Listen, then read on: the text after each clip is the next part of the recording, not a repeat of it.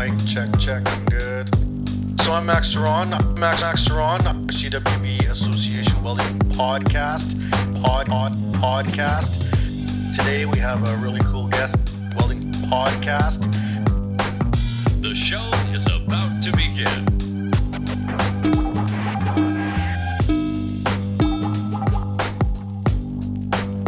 Hi, and welcome back to another episode of the CWB Association podcast. I'm Max Ceron again with you guys as always, ready for a rip-roaring time. We're already laughing before we're starting here. I got Bailey McKendrick on the call. She's coming in hot, so we're ready to go.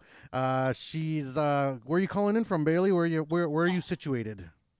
I am in Ceron, Ontario, which is like an hour northwest of Toronto. For those that don't know. yeah. Well, Ontario's a big place, and most people just kind of like they go to TO and they're in and they're out. You know what I mean? It's kind of just like a stop. But you're making a living there, eh? I am. I grew up like living outside of Toronto my whole life, and then when I got into the union, that's where the work is like right downtown.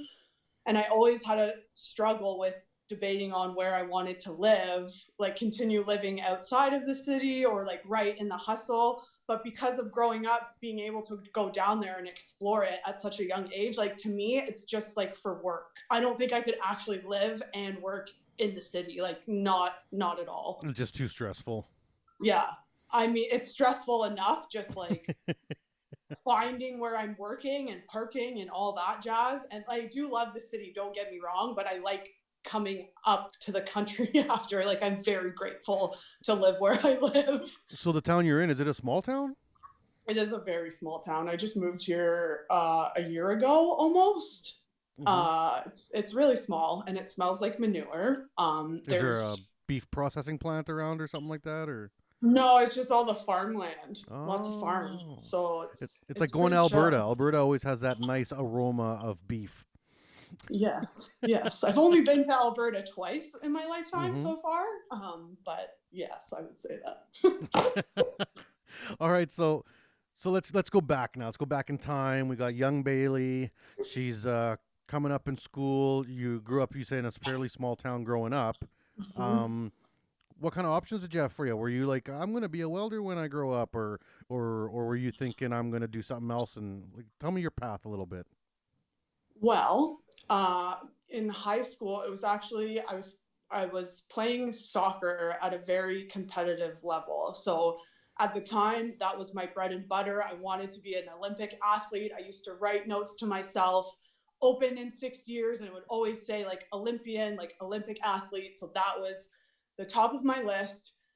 And then I got into high school and it was just like this blur of not really knowing where to go and like following, like, I don't know how to word it properly, the basic box of going to university and the stuff. Path the path that society told you to have. Yeah. So, I mean, I don't regret my path at all because it has brought me to everything that I am and the woman that I'm becoming and all that jazz. So I did, the first time I welded, actually, it was in my high school shop class and I had no idea what welding was. And as soon as that spark hit, I was in love. Like it was like love at first sight, honestly. The power of electricity. And fire. Fire is what got me. I was like, I could catch on fire. Like, this is so dangerous. What? I love it. But again, the soccer thing was where I wanted to go. So when I started applying for university and college, everything was for soccer or like art, because again, at the time, like that's what I was going for, was photography and painting and all that too. So the university that I ended up going to, the soccer coach actually called me because I put it on my application and my marks were so bad, like average, like low 50s, 60 for me. So not solid. Top of the scale? No, like average, mediocre at best. So when I got the call, I remember my mom being like, you know what, like someone with your grades, that doesn't happen. It's university. You know what? Just go for it. Mm-hmm. So I did. And again, it was a thing where I was supposed to be in this box that I clearly didn't belong in, but I didn't realize it until university because like all these people were just judging me and assuming I was this or like that. And man, like I was so unhappy. And so in my third year, that's when I was like, no, I can't do this anymore. So I made the switch and took a 1-year college program in Peterborough for welding, just basic. So I got a little bit of everything. Mm-hmm. And at the time I had no idea. I was like, I just want to do this thing with the fire and the rods and the this and that. So I just like, I did it. And I'm very happy that I did because I was so lost when I was away because I moved away for university as well. Mm-hmm. So I was 17, living 8 hours away from home, basically doing whatever I wanted with no direction. And it was not good for like me and not knowing like about mental health and stuff too. Right. So like it all kind of, it was like a puzzle that I slowly figured out on my own, if that makes sense. No, and then that's really how it is for everybody. There's no instruction book on this thing called life. Right. And, and you know, it's so interesting because in my life, anybody that I've seen that kills it, like that, I don't even care what job, but like they're really good at their job and they're really, really doing things at a high level. I find that they almost all of them either have a music or sports background because those are things that you don't do for other people. You do sports for you because you love it and you want to compete, and you do music or art for you to be good at it, you know? And when you got that passion to just like you're competing against yourself, when you get that passion and then you get into say the trades like welding, that's an awesome combination because you know you're only as good as your last weld, just like you're only good as your last kick, you're only as good as your last drawing. So it's really neat how that played out for you. Mm-hmm. It's funny that you say that because like I said, I never thought of it like that until like recently, because I'm not competing with anybody else, right? No other women, no other men. I'm just competing with myself. I want to be the best for me. And welding really is a one-person sport. Like you can only exactly be as good as your last weld. So that's why I always want to try to be the best. And the sport thing, I didn't realize how much of an impact it would have like just in my adult life now. And it's crazy. It's absolutely crazy. No, and that's why it's always important, like those programs, and they tie in so well. And and you know, okay, so you get to your college in Peterborough. You said it was like a 1-year welding course, and you were struggling in university, but when you got to this welding course, were you like immediately good at it, or did you kind of have a bit of a curve to it? Like, I mean, there's some all-stars that just show up and they're like just awesome welders from day one. Funny story though, as a teacher now, I'd say like 90% of the people that are all-stars on day one aren't welders in 5 years. No. They like bail. No. Yeah. I struggled. Like I still struggle. I don't know everything.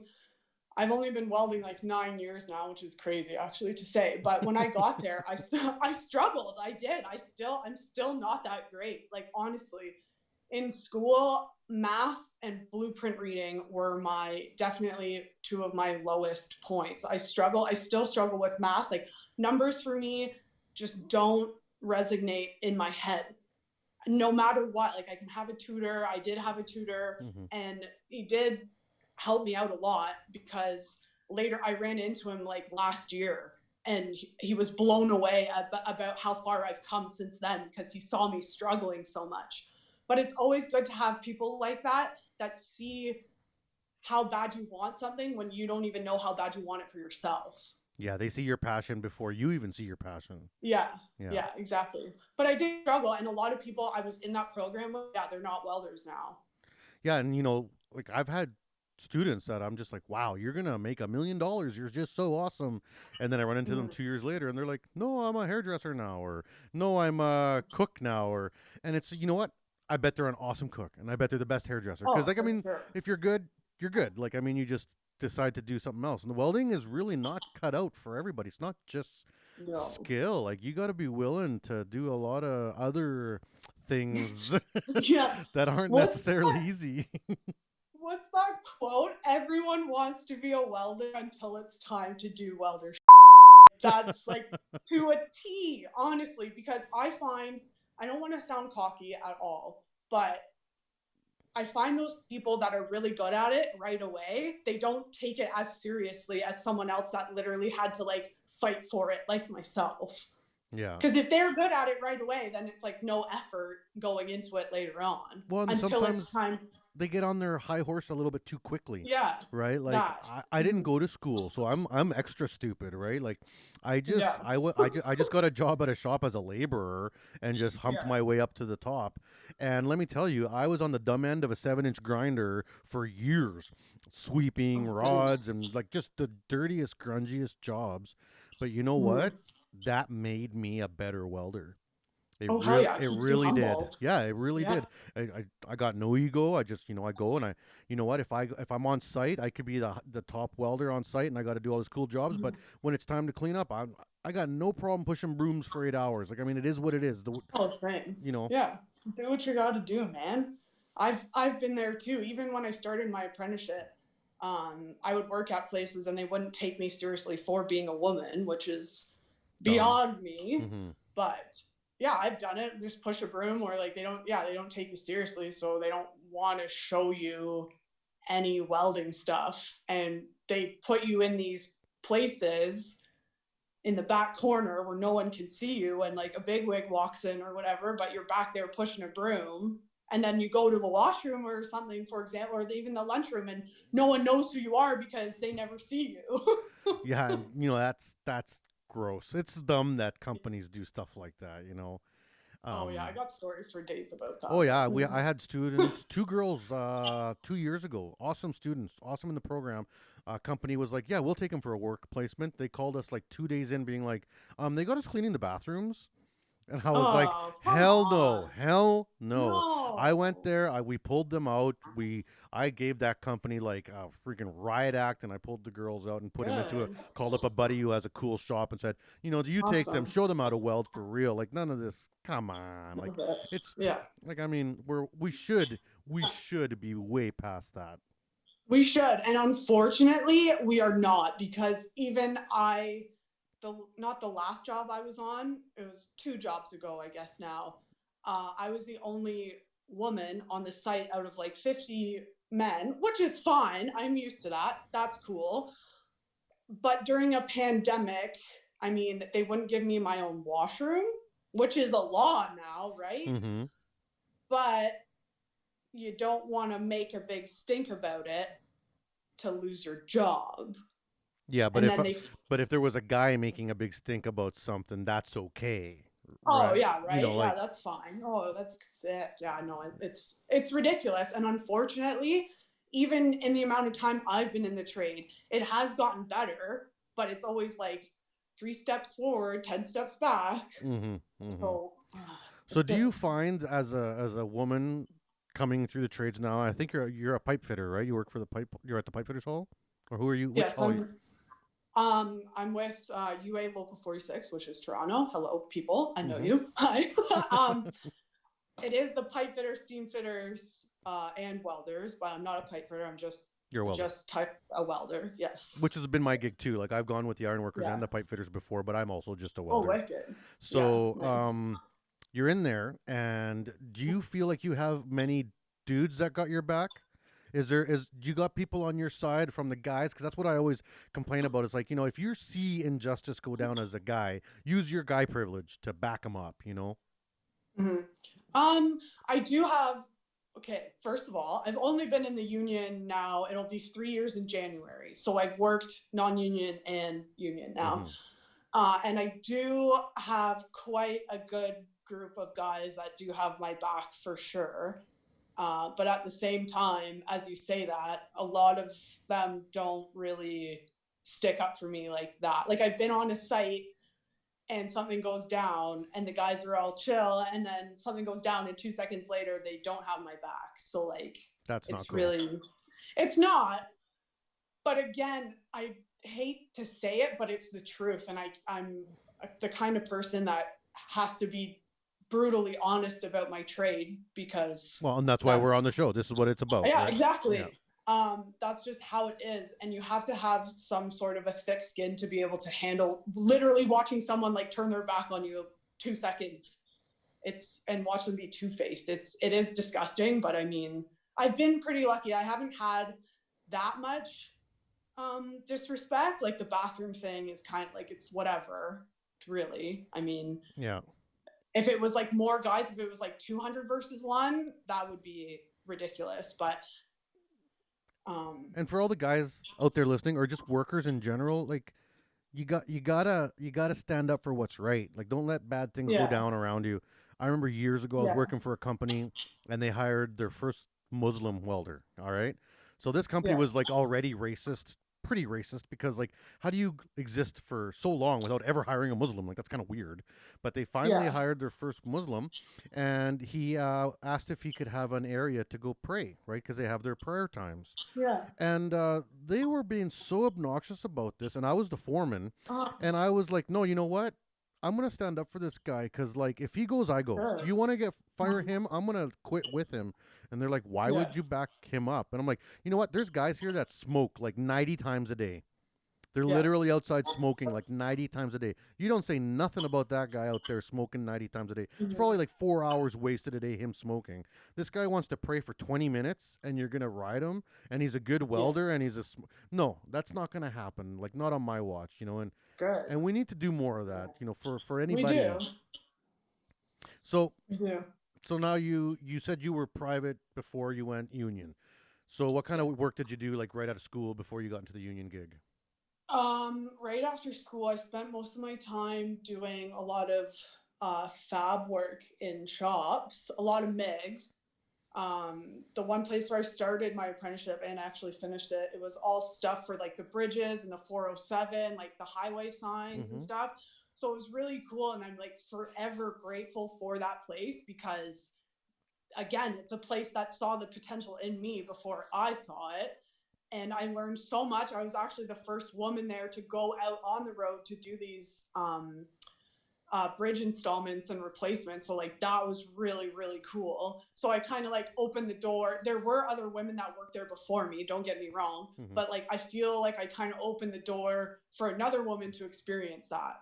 Yeah, which is really cool. And I could go back there anytime, really, and shoot the go work if I wanted to. But and that networking, those connections you make in work life are super valuable. You know. Oh yeah, like they are like my family. I mean, I don't see them as much anymore, but I go in there and it's like, it feels like home to me. So it is like real family. You don't see them that much, but yeah, they got my back. If I needed something, like if I was off or something, like I could go there if I really needed to. Yeah, which is great. But it was really repetitive for me. I got bored really quickly. Like, I got a taste of like what it was being on the road and working all these crazy hours in the elements. And I was like, whoa, like there's more to like welding than just like being inside a fab shop. Because I honestly didn't really know. I just got into welding and was like, oh, okay, here we go. There's this, and that. And then when I was doing my apprenticeship, I got the offer to go to trade school. And luckily it was at my union hall. Nice. So when I got there, they recruited you? No, actually. I wish it was that easy. Or they were like, get out. Not quite. It was, I just got lucky. Like, I was very, very lucky. I actually met Jamie McMillan when she was speaking at a high school in like the small town I was living in, like during my apprenticeship. She's the one that kind of opened my eyes to like, oh my goodness, I can be a tradeswoman and like do all this stuff for myself. But then, sorry, I'm getting sidetracked. Back to like going to school. At the time, she's the one that kind of like pointed me in the direction to go to the Boilermakers, but I wanted to finish my apprenticeship first. So I did all 3 rounds back to back to back because I had all my hours. And at the end of it, my teacher, I will never forget this, he sat me down and he was like, Bale, you're just not there yet. You're not good enough. Because I had never welded pipe until school. So it was straight stick welding, then TIG, carbon TIG, stainless TIG, and I had never done it. So I understand why he said what he said. And they did offer for me to go in as a fitter or a plumber. And I was like, man, no, I don't want that. I want to be a welder. I have to be a welder. So I went into the Boilermaker thing, and that didn't work out. They actually like kicked me out of their program, the pre-apprenticeship. I was the only woman in the class, so like that was really hard. And then some other stuff happened, but I literally fought for my spot to get into the union, because a lot of people, and I'm not trash talking it at all, but a lot of people get in because they know someone, or it's their uncle or a family member, right? That's and always been an issue for all the unions across, well, the Oh, world. yeah. The world is Yeah. nepotism. Like you know people, they get you in, and Yeah, you know. it sucks. But again, like my shoe-in was just because I went to school there. Yeah. And then one day after the Boilermaker thing didn't happen, I was so upset. I went to like really bad depression, because I was like, what am I going to do? I don't know. I don't want to work in this fab shop. I don't want to work in fab shops anymore. Like, what do I have to do? And I just showed up at the union hall one day, and I did the weld test, and I magically passed first try. And then here we are. So now that you are with the Pipe Fitters Hall as a welder, what's the majority of your work that you do on a daily? Right now, well, I got laid off last week, which sucks. That's like one of the crappy parts about the union, but I mean, is what it is. But lately I was working for a company that did boiler rooms for the school board. So that was pretty cool. It's just chilled water. So it's a good way to like get better, like work on your technique and like really lay everything out, because you have so much time to like, I don't want to say so much time, but you do have a little bit more leeway with getting your hand like right in there. Yeah. And then before that, I was working at Travel Card, doing ammonia lines at a slaughterhouse, which was very interesting. Those are only 3/4 inch lines, aren't they? Aren't they the little lines? Or no, they ones? they were big ones. Okay. I think the biggest one was like 8 inch, and it was like on the roof and then went into the building. It was really cool to be a part of it, because I had never done that before. And then before that, I was actually working as a helper for gas distribution out here.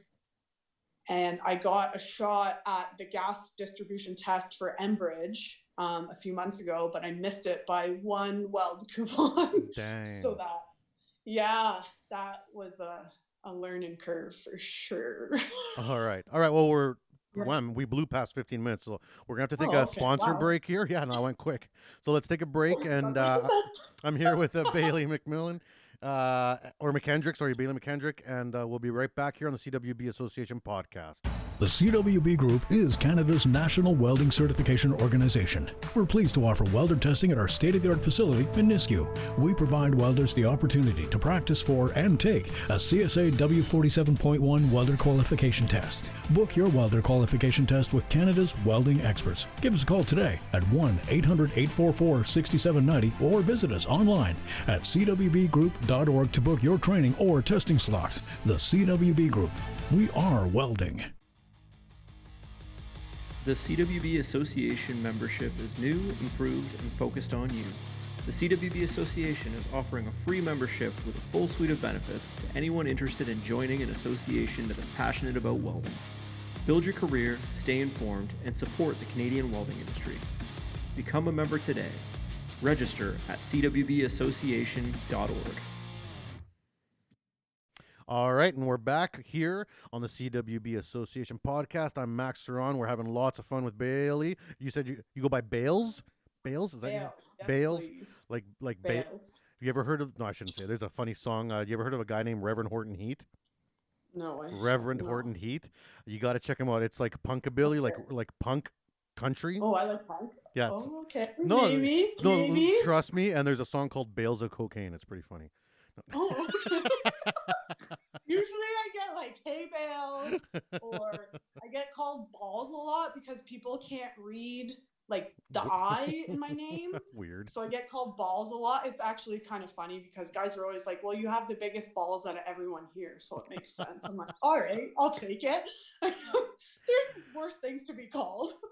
So now that you're with the Hall, are you like an F3, F4 welder? Is that your stick, or are you F5, F6? Where's your money making? Well, yeah, right now it would be my F3, F4, but I have done my F5, F6, and that's the stainless one, right? Mm-hmm. My brain. Yeah. I have experience with stainless, just I haven't been doing it a lot because I was a helper for a full year. But before I was doing a stainless job, it was chilled water for like one of the Bell buildings downtown. So that was really cool. Yeah, I've always loved working with stainless. It's pretty. What's pretty your fun. favorite weld?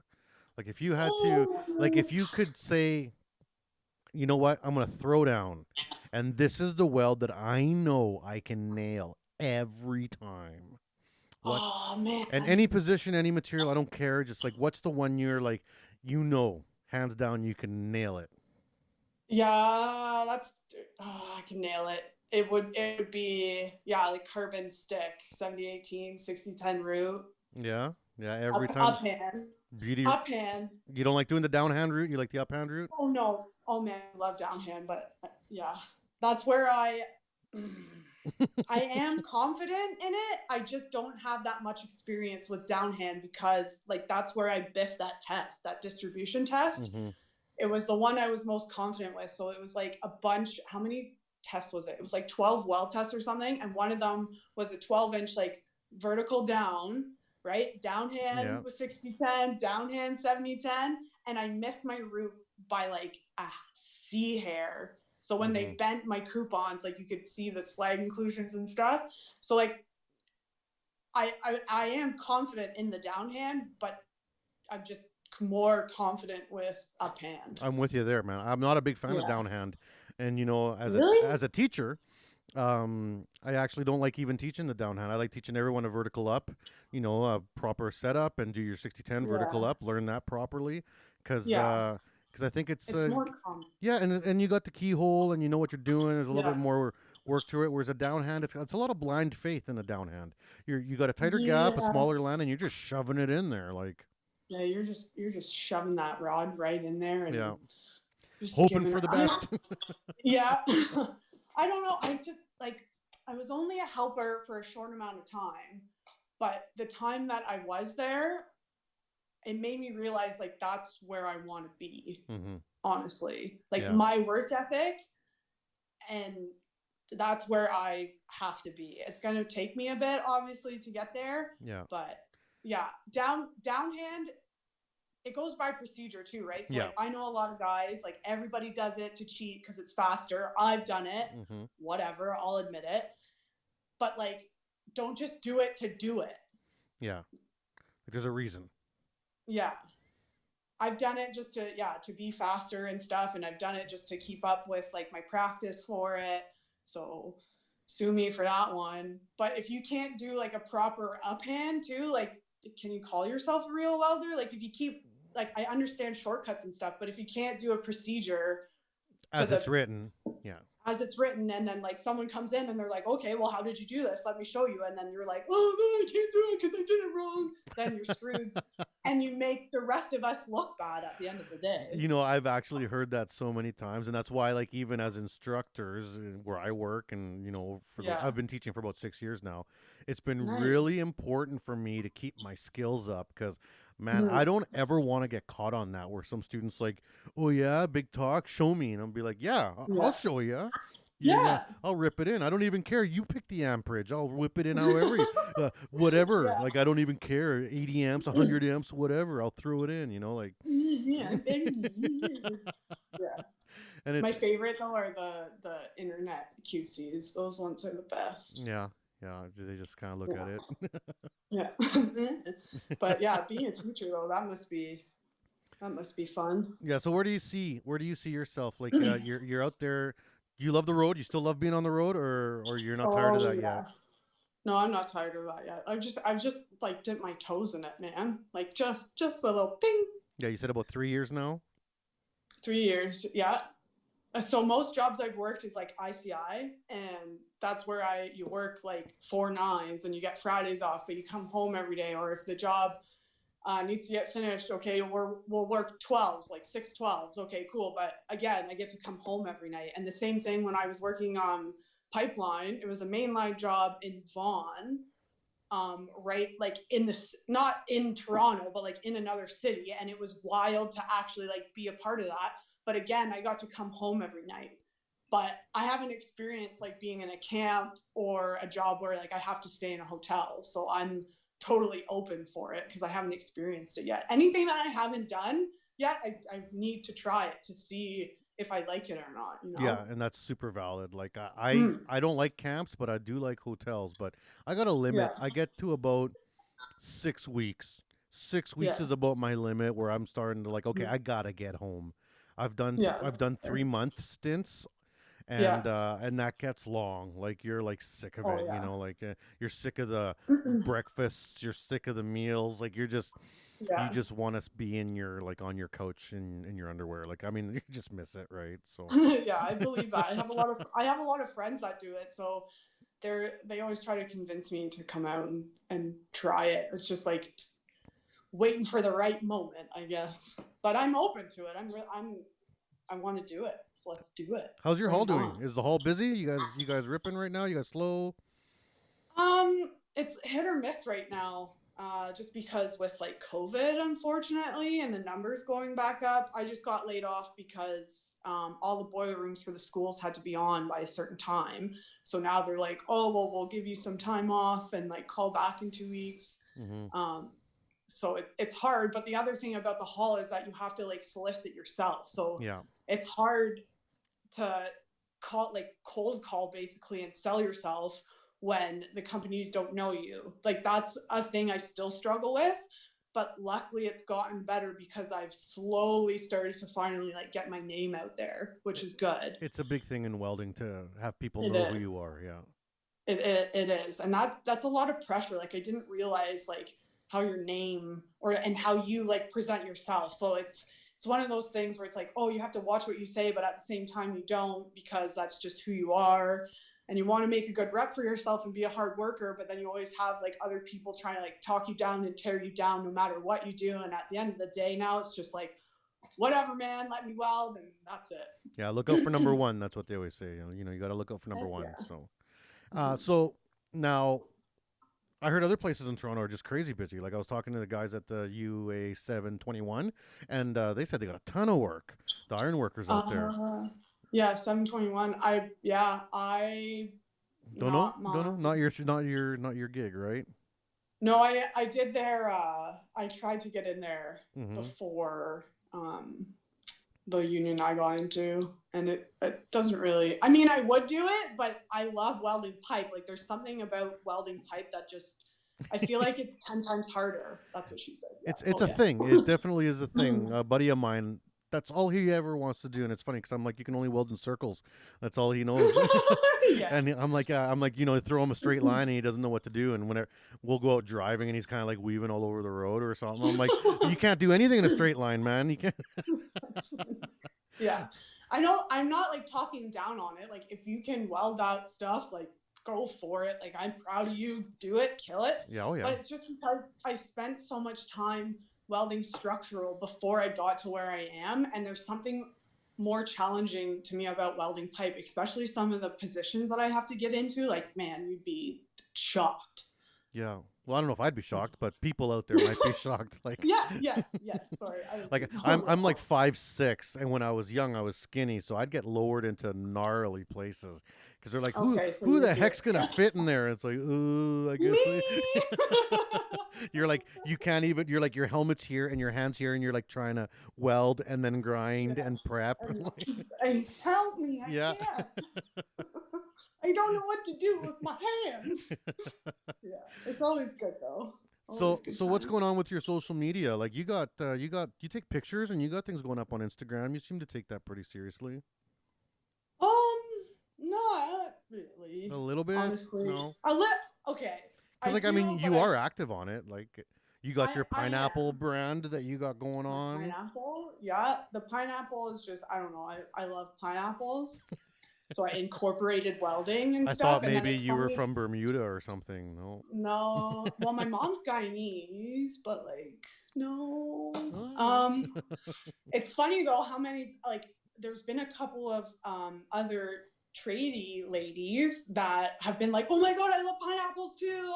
And it's like we connect over pineapples and welding. I'm like, yes, this is awesome. Good. But honestly, when I first started it, like first got Instagram, whenever that, like 6 years ago or something, yeah, it was like me and doing whatever, and okay, I just started my apprenticeship, whatever. And then I don't know,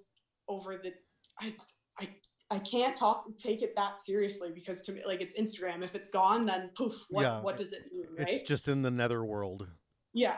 But at the same time, I do what I do and like post what I post, because I always hope that like someone sees it or sees me, finds my page or whatever, and they go, oh my God, if she can do it, I can do it too. If she's a weirdo, I can be a weirdo. If she's covered in tattoos and can get a job and like be successful and an independent woman all by herself, then like I can do it too. Because growing up, I didn't have like a role model or someone that like I needed when I was younger. So I'm hoping, like, that's all I really want, is that just to help someone that's like stuck or scared or just like confused about what they want to do, and they see me and go, holy this. Yeah, it can be normal. Like, it's just normal. It's not weird to be, some crazy tattooed person that wants to go out and start a welding business, and you can be successful and have the house and whatever you want, right? So like you can do anything that you want. That's all I want. And it has, like, I've met a lot of cool people because of it, so I'm very grateful for Instagram. Like, I met my best friend through Instagram, who is also a welder that lives out west, so like that was cool. Who's that? Should I have him on the show? Pardon? Is it a girl or a guy? It's a girl. Yes, you should have her on the show. Yeah, you're gonna have to send, then we can talk smack about you behind your back. Yeah, Bale smack talk. I'm just kidding. No, she's legit. Joelle is her name.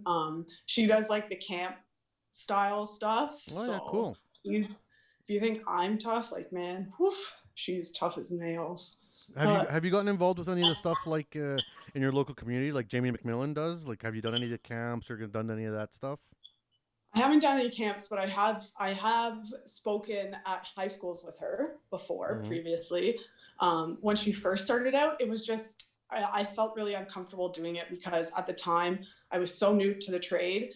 I didn't even know who I was. So me trying to talk about something that I was just getting into kind of like scared the living bejeebus out of me. So I kind of like took a step back from it.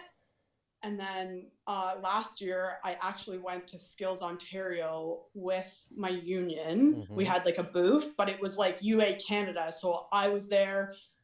There was an apprentice plumber from the Hamilton local.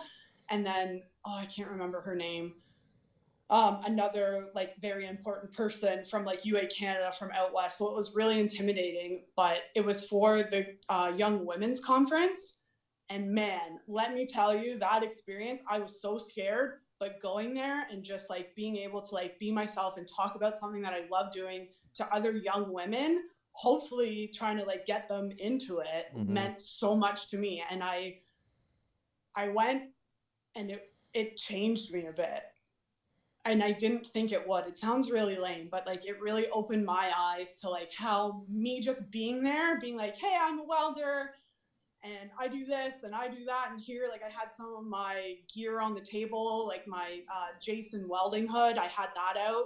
And some girls were like, oh, yeah, like, I know who that is. That's so cool. You did that. Like, you can do that. And, like, you can paint your hood however you want. Like, that's the cool thing. Like, it doesn't have to be white. You don't have to keep, like, a hood the way you want it. You can cover it in stickers like everybody does. Like, do it. Like, you can show your personality through your welding hoods. Like, come on.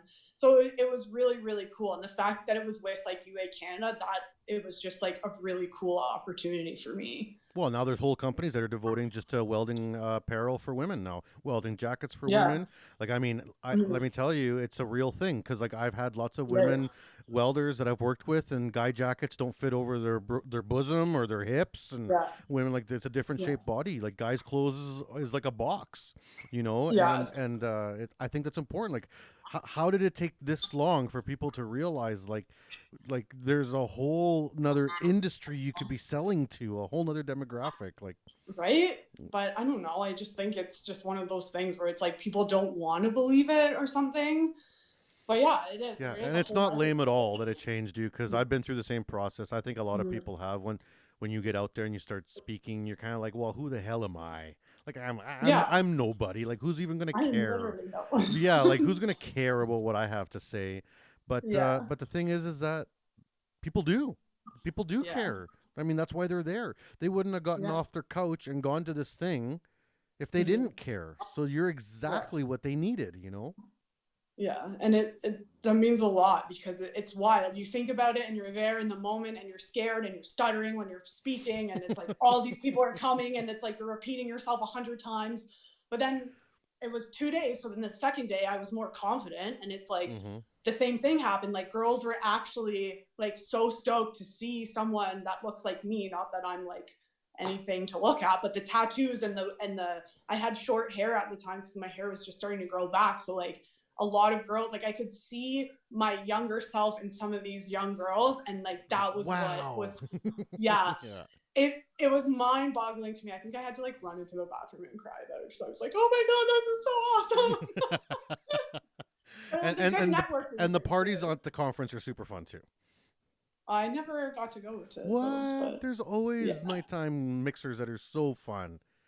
I didn't hear about that. Well, next time. Maybe next time, yeah. Because like next year, I know we're already starting to think about 2021 Can Weld. If you have you ever been to Can Weld? No, I have not. Super good times. If you ever get to go to Fab Tech in the U.S., good. Yeah, that would be a cool one. Yeah, and then there's the Educators Conference, which is also a super good time. That's the one through CWB. Cool. That one's more like learning stuff, but it's awesome networking. So that's wicked. Yeah, I was looking forward to going to Skills again this year because I like kind of knew what to expect, but of course COVID happened. So yeah, I just use Instagram to be like, hey, what's up? You can do it. Yeah, and at the end of the day, it doesn't really matter who goes to Skills because my students always win. So Adam Sebastian, my student, won Skills Canada. Just throw that up there. So nice. I took him to Russia last year. We represented Canada and we got 9th. So congrats. That's dope. Yeah, no, it was super cool. Yeah. Wicked. So maybe you guys will throw up somebody good, but us Sasky boys put up some good welders. I believe that. Well, Bailey, that's it. We're like that's the show. We're really? Done. Yeah. We're at 45 minutes right now. Oh damn! It went by so fast. I thought there'd be more. Yeah, it just flew by. That was super fun. Is there anything else you want to talk about? Like, I mean, we got time. Like, is there anything that you wish to say to somebody that's listening, or profess your love to somebody you saw at work, or No, I ain't like that. No. Workplace love? No. What? I'm just kidding. I don't know. I'm bad at being like put on the spot. Are you kidding me? This has been an awesome interview. You're doing great. Thank you. I don't know, man. Okay, where do you see? Here's the question: where do you see yourself in 20 years? 20 years from now, you're gonna be like what, 40 something? Like 20 years, I'll be 50 something. Actually, I'm just something. turning 30. Holla. Oh, 30 years old. You old 30, fart. 30s. Yeah. 20 years. I hope that I am living on a mountain somewhere. Yeah. Out west, welding away with a rig. Still welding. Yeah. I'm gonna weld till the day I die. Legit. That's a good dream. That's all I want. Mountain living. Mountains. Yeah. Hopefully. Yeah. That sounds like an awesome dream. Yeah. I know you got to come to Saskatchewan though, or BC. Alberta's hurting for work right now, but lots of work in BC right now. I'm down. Yes, please. BC is where I would love to, like, that's where I want to be. Are you eventually? Well, did you hear the episode with Mackenzie, who works for C-SPAN? Hit him up. He's building boats out on the West Coast, man. That'd be super fun. Boats and homes. Yeah, no, that's sick. I want to be out there. It's more my style, like, because I snowboard too. Mm-hmm. Yeah, the people out there. I mean, it's great here for now. Like, the work is here, so I'm very grateful for that. But man, any chance I get to go out west, like, I'm there to snowboard. So yes, I will definitely like reach out to those people. Awesome. Well, Bailey, it was a lot of fun, and I'm gonna have to check up on you in a while, see how you're doing. But good. I hope you had fun too. Thanks, man. All right. So for all the people that have been listening, make sure you download us on Spotify, Google Podcasts, Stitcher, however you're doing it. Send the likes out, send the shares out. That's how we get our revenue. That's how we keep the show going. So spread the word. And all our info, mine, Ask Max 75 on Instagram, and then you're gonna be able to find Bailey. What's your Instagram?